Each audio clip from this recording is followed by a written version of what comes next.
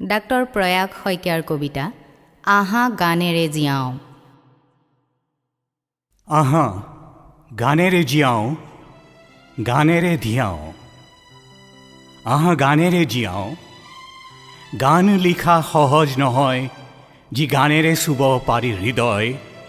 যি শুনে সি বুজে, গানৰ সাকোৰে বাট বুলি যোৱাটো কিমান গৌৰৱময়।